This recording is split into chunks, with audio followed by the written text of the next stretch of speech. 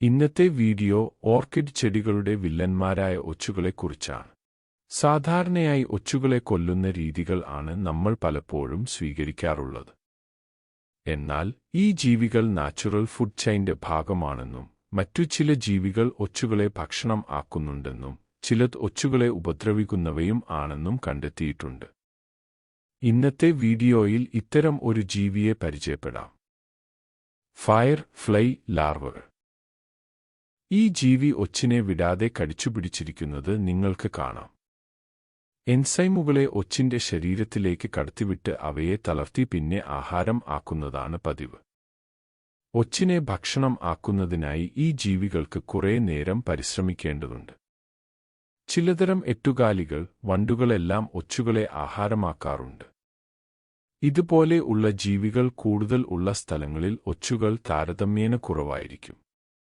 Orchid ചെടികളുടെ തളിരിലകളും പൂമുട്ടുകളും ആണ് ഇവയുടെ ഇഷ്ടഭക്ഷണം.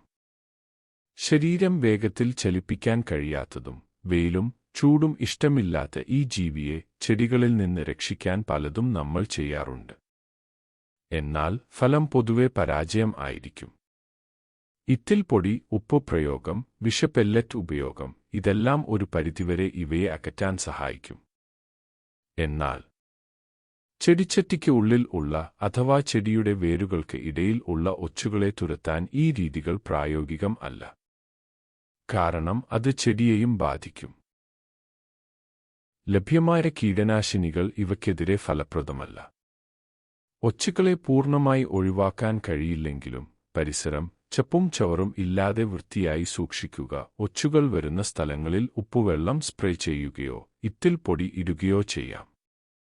എന്നാൽ ചെടികളിൽ ആകാതെ സൂക്ഷിക്കുക. മെറ്റൽ വിരിച്ച സ്ഥലങ്ങളിൽ ചെടിച്ചട്ടികൾ വയ്ക്കാം. നനവുള്ള സ്ഥലങ്ങളിൽ നിന്ന് ചെടിച്ചട്ടികൾ മാറ്റിവെക്കുക.